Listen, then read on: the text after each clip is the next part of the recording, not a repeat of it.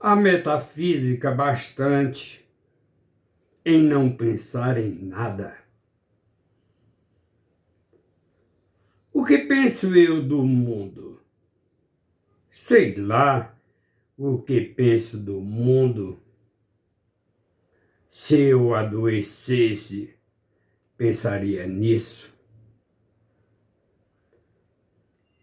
Que ideia tenho eu das coisas? Que opinião tenho sobre as causas e os efeitos?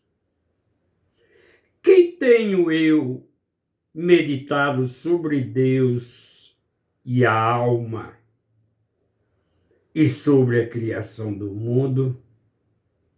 Não sei. Para mim, pensar nisso é fechar os olhos e não pensar. É correr as cortinas da minha janela, mas ela não tem cortinas. O mistério das coisas, sei lá o que é mistério. O único mistério é haver quem pense no mistério. Quem está ao sol e fecha os olhos, começa a não saber o que é o sol. E a pensar muitas coisas cheias de calor, mas abre os olhos e vê o sol. E já não pode pensar em nada, porque a luz do sol vale mais que os pensamentos de todos os filósofos e de todos os poetas. A luz do sol não sabe o que faz e por isso não erra e é comum e boa. Metafísica? Que metafísica tem aquelas árvores? Há de serem verdes e copadas e de terem ramos, e há de dar fruto na sua hora, o que não nos faz pensar a nós que não sabemos dar por elas. Mas que é melhor metafísica que a delas, que é a de não saber para que vivem, nem saber que o não sabem. Constituição íntima das coisas, sentido íntimo do universo. Tudo isto é falso. Tudo isto não quer dizer nada. É incrível que se possa pensar em coisas dessas. É como pensar em razões e fins, quando o começo da manhã está raiando e pelos lados das árvores um vago ouro lustroso vai perdendo a escuridão. Pensar no sentido íntimo das coisas é acrescentado como pensar na saúde ou levar um copo à água das fontes. O único sentido íntimo das coisas é elas não terem sentido íntimo nenhum. Não acredito em Deus porque nunca o vi. Se ele quisesse que eu acreditasse nele, sem dúvida que viria falar comigo e entraria pela minha porta dentro, dizendo-me: aqui estou. Isto é talvez ridículo aos ouvidos de que, por não saber o que é olhar para as coisas, não compreende quem fala delas com um modo de falar que reparar para elas ensina. Mas se Deus é as flores e as árvores e os montes e o sol e o luar, então acredito nele. Então acredito nele a toda hora. E a minha vida é toda uma oração e uma missa.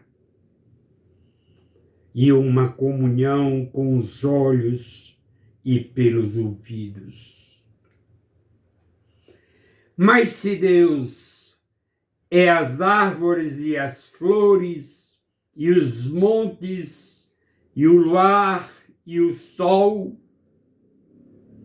para que lhe chamo eu Deus? Chamo-lhe flores e árvores e montes e sol e luar. Porque se ele se fez para eu ver sol e luar e flores e árvores e montes, se ele me aparece como sendo árvores e montes e luar e sol e flores, é que ele quer que eu o conheça como árvores e montes e flores e luar e sol. E por isso obedeço-lhe. Que mais sei eu de Deus que Deus de si próprio? Obedeço-lhe a viver espontaneamente, como quem abre os olhos e vê, e chamo-lhe luar e sol e flores e árvores e montes, e amo sem pensar nele, e penso vendo e ouvindo, e ando com ele a toda hora. Fernando Pessoa.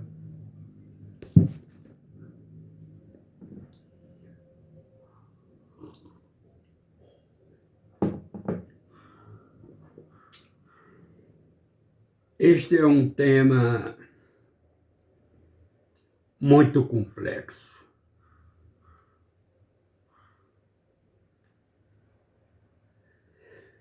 Às vezes eu tenho receio de...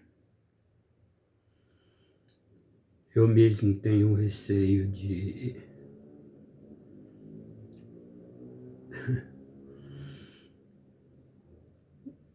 fazer uma definição daquilo que eu sinto como Deus, ou que eu vejo, como diz Fernando Pessoa, como Deus.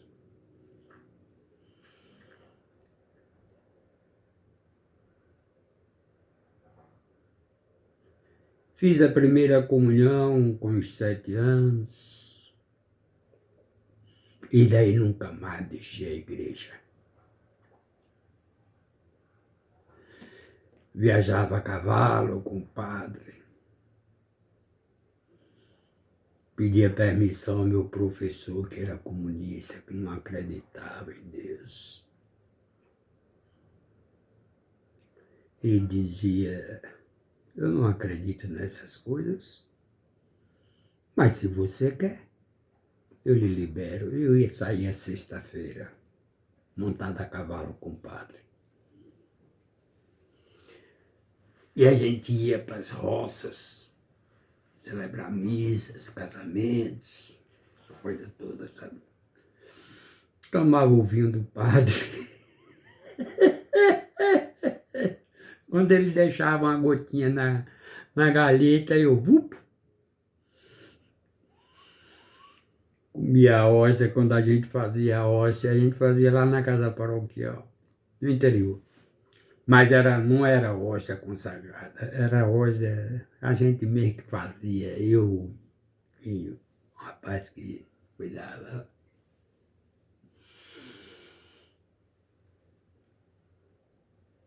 Mas eu não quero mexer nesse negócio porque meu celular está com defeito.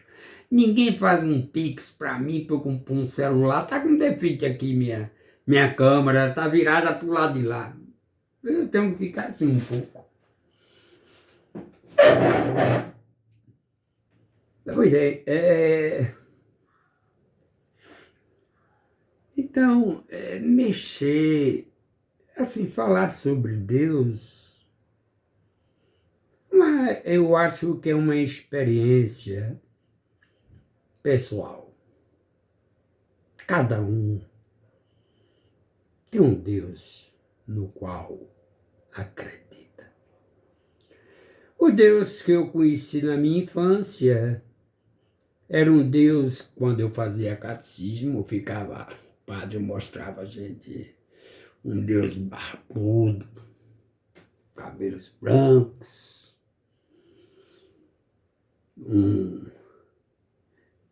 como chama aquele negócio, um cajado.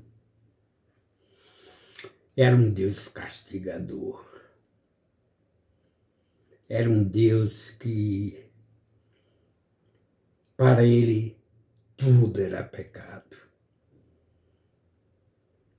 segundo os ensinamentos que eu aprendi. Minha mãe também era muito religiosa, e a gente era 5 filhos.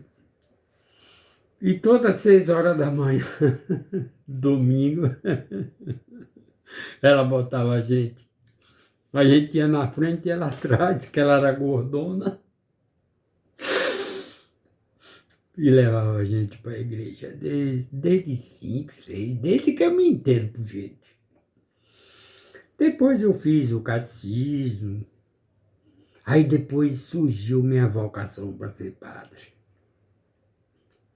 Aos 11 anos, eu ingressei no seminário, mas eu já era coroinha, ajudava as missas tudo do dia domingo, eram umas 5 missas no dia de domingo, e eu às vezes nem ia em casa almoçar. E saía de casa antes de meu pai acordar, que ele acordava cedo, mas eu já estava no caminho da igreja. E tudo isso, eu não vou dizer que foi em vão. Eu acho que tudo que eu fiz, todo o meu sacrifício, não era sacrifício, era por amor que eu fazia. Depois, dentro do seminário também, eu sou grato, muito grato aos padres. Estudei do quarto ano a admissão até chegar à teologia, no caso, né? Mas eu desisti na teologia mesmo. Fiz o vestibular, passei e conheci minha mulher e deixei o convento. Não cheguei a fazer o noviciado porque justamente foi antivéspera, era terceiro ano científico.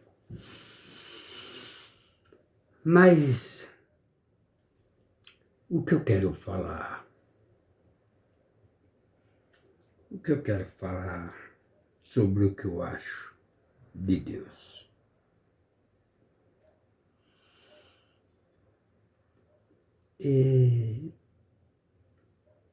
Eu diria, que me perdoe, eu tenho amigos padres, arcebispo, ex-seminaristas, ex-padres também, que deixaram o convento depois. Mas que me perdoem eles pelos meus pensamentos. E Deus, se eu estiver errado, que Deus também me perdoe.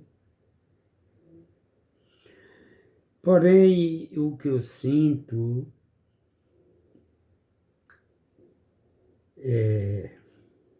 vou citar algumas pessoas, cientistas, filósofos.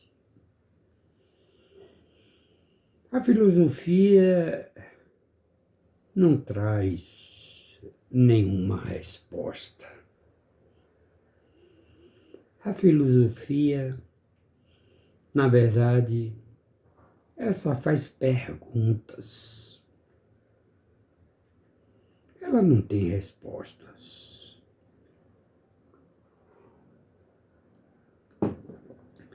Do mesmo jeito, a ciência. Vou citar Steve Hawking, era um cosmólogo, cientista, estudou muitos buracos negros. Ele tinha uma deficiência neurológica e ele morreu numa cadeira de roda, perdeu praticamente a fala. Ele falava por um computador, interpretava as gesticulações das suas palavras. E ele era ateu. Ele dizia que o universo não precisou de Deus para que fosse formado, mas por uma razão gravitacional. Eu tenho conhecimento também de outro filósofo, esse era cientista, mas de um filósofo que era Spinoza. Spinoza dizia que Deus estava em todas as coisas. O que quer dizer que Deus está em toda a sua criação. Está em toda a sua criação. Está nas árvores, está nos mares, está nos animais, está nas pessoas. Seria assim um panteísmo, onde Deus está presente em todas as coisas.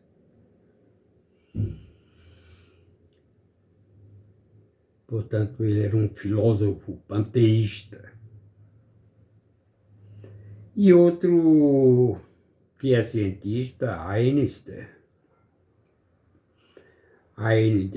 Einstein dizia que o Deus dele era o Deus de Spinoza. Ele disse uma coisa que eu acho bonito e interessante. É de que ele estudava o universo para entender matematicamente a linguagem de Deus.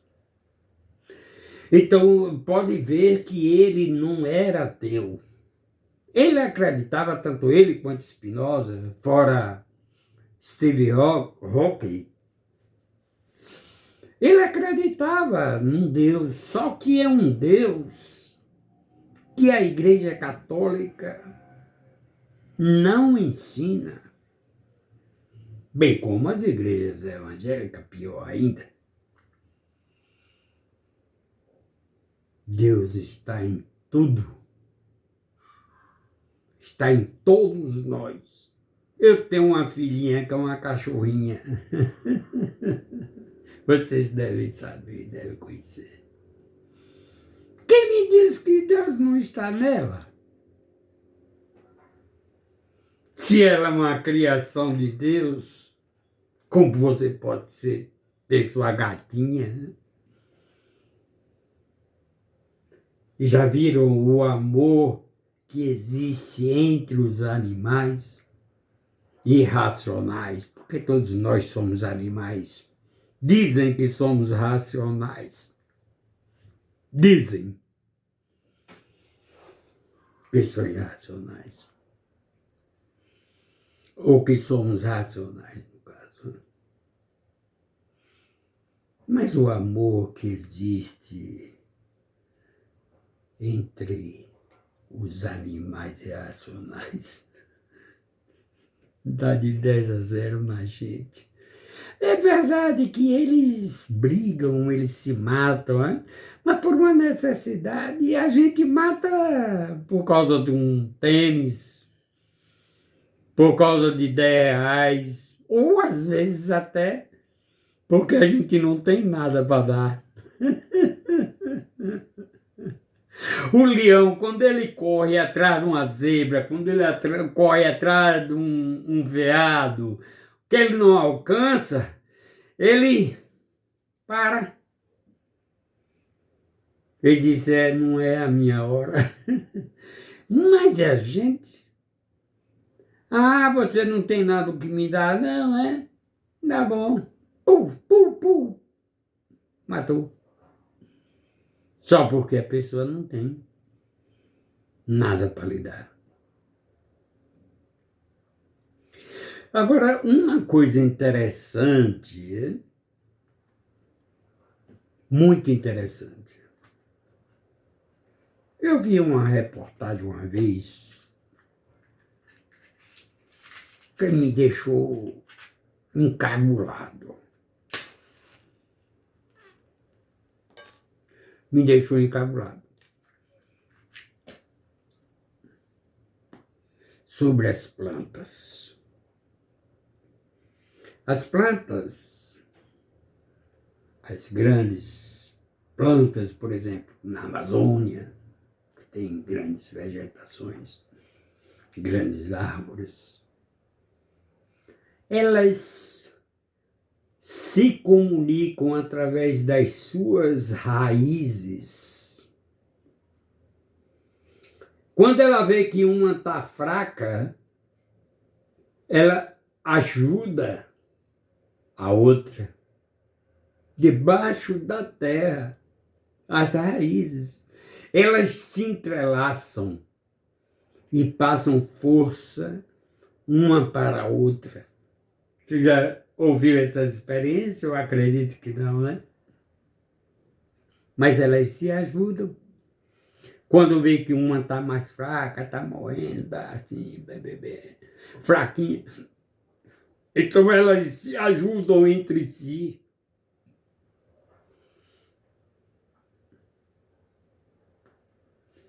Uma outra coisa interessante ainda sobre árvores é que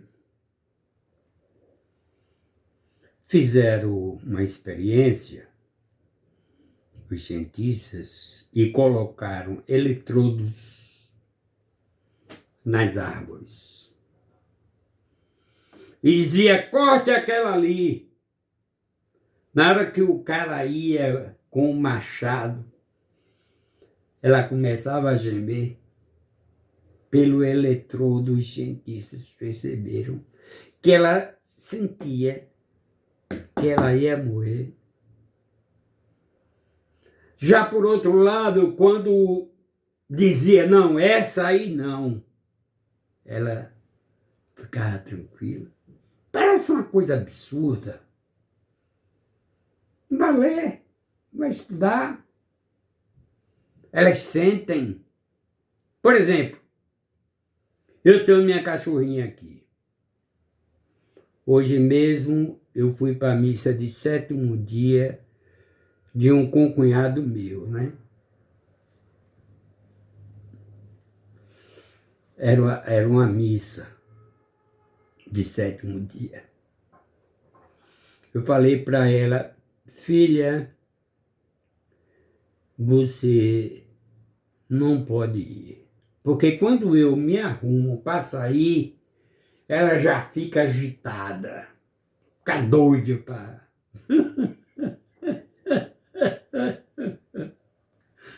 Fica doida para sair. Eu não gosto de sair, né? A mãe dela eu acho que gosta mais. Eu disse, filha, olhei para a cara dela, falei com ela, olha, não posso lhe levar, porque eu vou para a igreja, eu vou para a missa. Pois ela ficou, se intocou lá no lugarzinho dela, ficou quietinha.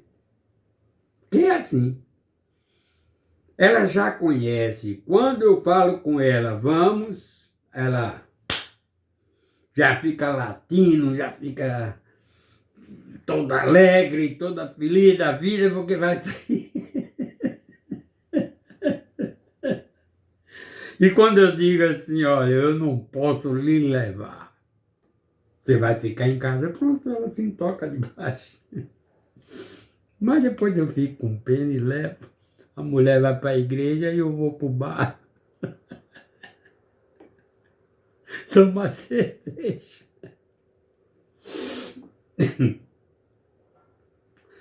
Mas então você entende que esses animais domésticos, né?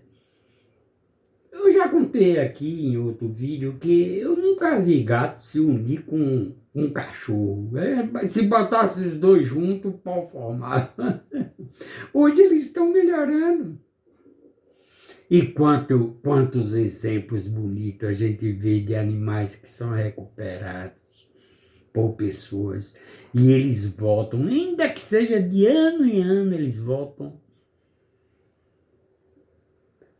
para visitar aquela pessoa que o cuidou. Pode ser um cachorro, um gavião, pode ser qualquer coisa. Um pato, qualquer coisa. Eles têm amor. Agora eu lhe pergunto, isso é instintivamente? Não, não é instintivamente. Porque se eu não tiver um contato direto com esse animal, ele nem me conhece, não sabe de nada, vai embora. Né? Mas se eu crio desde pequenininho, se eu passo amor para ela passa amor para mim, então isso prevalece. E será que eles não têm consciência disso? Eu acredito que tenha. Eu acredito que existe um mínimo de inteligência. Pode ser pequeno, mas existe. Existe um mínimo de inteligência. E vou lhe dizer, talvez eu fale uma besteira. Talvez eu diga uma bobagem aqui agora. Eu não duvido. Aliás, Michael Jackson tinha um chimpanzé. E a vontade dele era que o chimpanzé falasse. E Michael Jackson tinha dinheiro, né? Mas os médicos veterinários, etc., aconselharam ele a não fazer essa coisa e que, inclusive, ele entregasse o chimpanzé que ele criava desde pequeno, mas ele ia visitar, que entregasse a um zoológico, porque se tornaria um animal depois perigoso. Mas eu vejo gente aí com leão, com onça, com tudo, e vem e abraça eles e cai no chão e rolam no chão, e eles não mordem, eles reconhecem. Eu já vi uma cena, inclusive, que o próprio guarda do zoológico, ou de lá do jardim onde ele era criado, disse: rapaz, não entre aí. É muito perigoso. Ele disse: não pode abrir.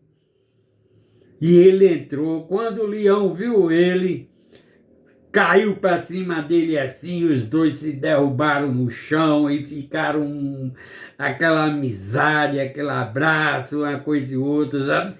Que nem os cuidadores tinham coragem de entrar na jaula do leão. Então o amor é quem faz essas coisas, o amor é que transforma.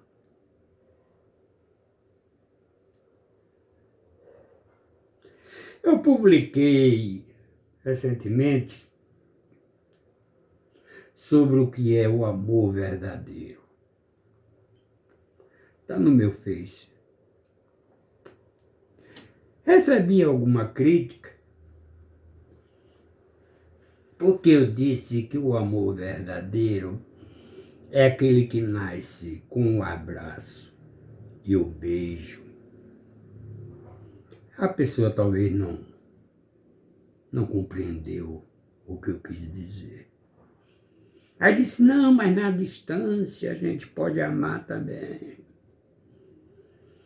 Eu respondi, né? Eu disse: olha, quantas pessoas são ludibriadas, mulheres sobretudo, que conhecem homens pelo Facebook, terminam se apaixonando, e ele pedindo dinheiro, pedindo dinheiro, pedindo dinheiro. É um golpista. E tem mulheres também que fazem a mesma coisa, com homens. Eu acho que o amor verdadeiro é quando você conhece a pessoa, conhece a família, namora, se abraçam, se beijam, trocam ideias, um conhece o outro, e não nesse negócio de virtual. Isso não é real. Mas tudo bem, respeito a opinião de qualquer pessoa. Mas quero voltar ao assunto sobre Deus. E agora é a hora final. Eu acredito em Deus. Porém,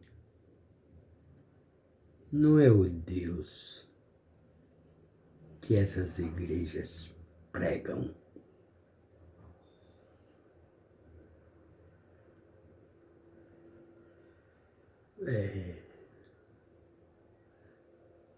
Deus é amor. Deus é amor. Eu acho que essa palavra amor, ela diz tudo.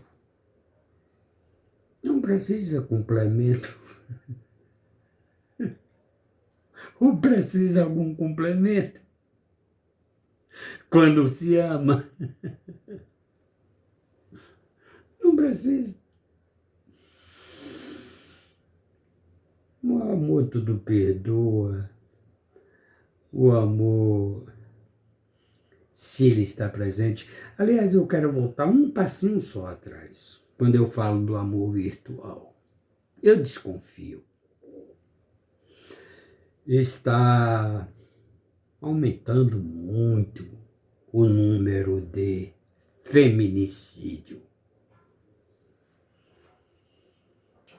É um caso que está se tornando um caso assim no Brasil, por exemplo, e acho que em outras partes do mundo, não sei.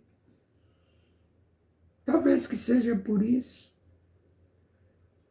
Você conhece uma pessoa pela internet, e ele fica trocando meu amor, meu beijo, meu não sei o quê, meu não sei o quê, meu não sei o quê. E daqui a pouco está casado. Daqui a pouco está morrendo. Cuidado. Cuidado com essas redes sociais. Muita gente bota até uns ícones, como é que chama aquelas figurinhas, aquelas coisas, né? Não é nada daquilo.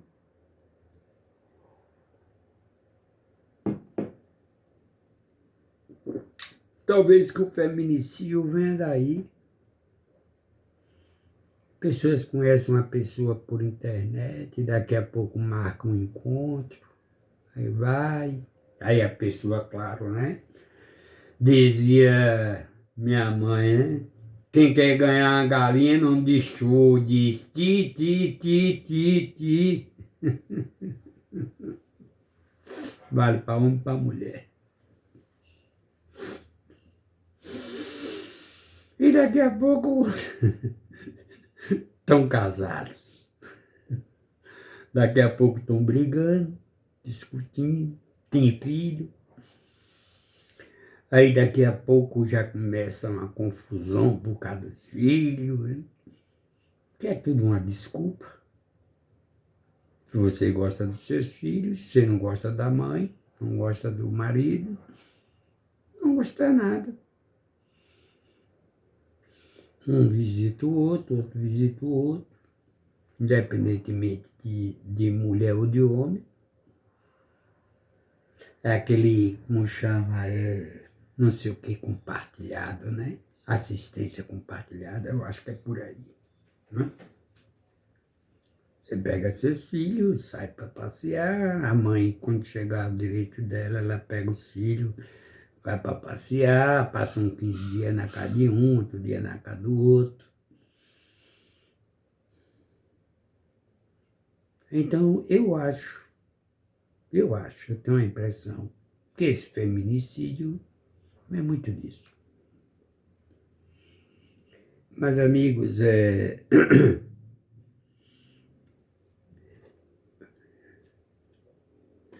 eu acho que posso chocar alguma pessoa, mas Deus é uma energia, está em toda parte, está em nós, está nos animais, está nas plantas, nas flores, nos lírios. Entende? Jesus tem uma passagem linda sobre os lírios. Jesus diz, está vendo os lírios? Não vos preocupeis com o dia da manhã. Estão vendo os lírios? Não tecem e nem fiam. Mas nem Salomão foi um dos homens, se não é o homem mais rico de todo o tempo. Nem Salomão se vestiu como um deles. É um grande exemplo. Além de outra passagem que Jesus disse: eu vim para que tereis abundância. Abundância de vida. Jesus não estava se referindo à comida, mas à abundância de espírito, de corpo, de alma. Então, não seria melhor se a gente reconhecesse o outro com a presença de Deus? Não seria bom se a gente reconhecesse que os animais, que as plantas representam o Espírito de Deus?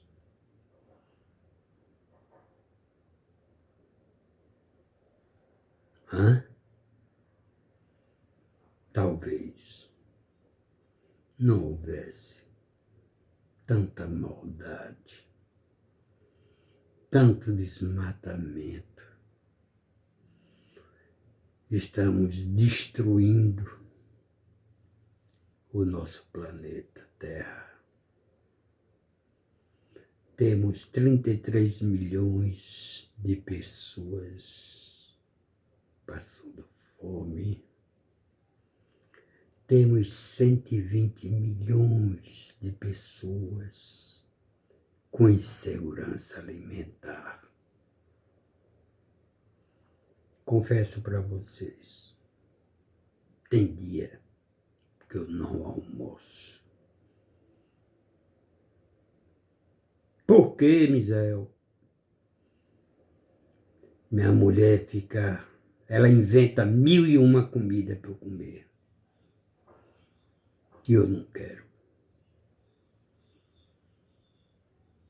Eu digo para ela, quanta gente está passando fome?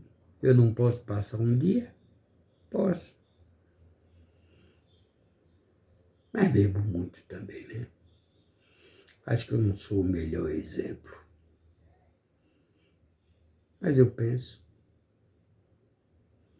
você sabe o que é uma criança à noite dizer que está com fome e não tem nada para comer? Já pensou nisso? Graças a Deus, eu agradeço a vocês, mulheres. O Nordeste também foi muito importante. A gente tirou esse fascista do poder.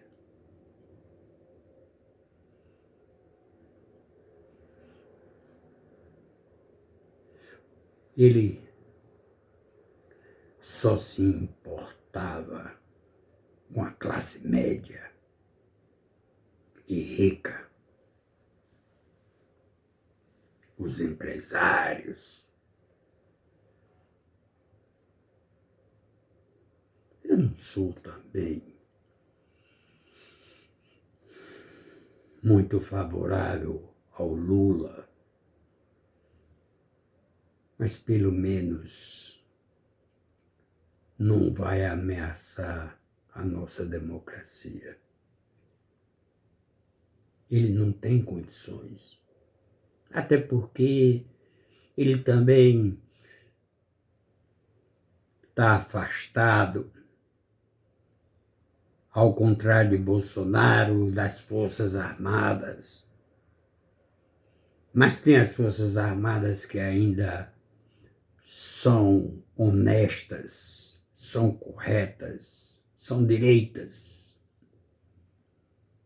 Mas tem muito deles que o desejo era dar um golpe no país para a gente viver novamente, para a gente viver sob a batuta deles, sem nenhum direito, oprimido.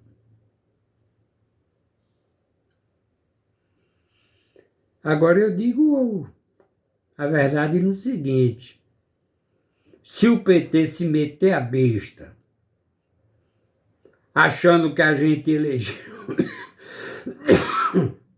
elegeu PT e Lula, a gente dá o troco. A gente dá o troco. Eu, desde 20 anos, tenho dito, desde 20 anos que é essa luta aí. Essa luta mesmo agora. A gente dá o troco neles. Até porque agora nós não votamos em PT, nós votamos numa frente ampla pela democracia. Então que eles não se metam a besta, Dona Gleisi Hoffmann, esses diabos aí, esse Wagner, que não vale merda nenhuma, ladrão também, Lula ladrão também. Mas o que nós queríamos era salvar a democracia. Diabo que eu vivi a vida inteira dentro dessa ditadura, desde 55, que a gente vive lutando por um país melhor. Agora, eu digo só o seguinte: aqui.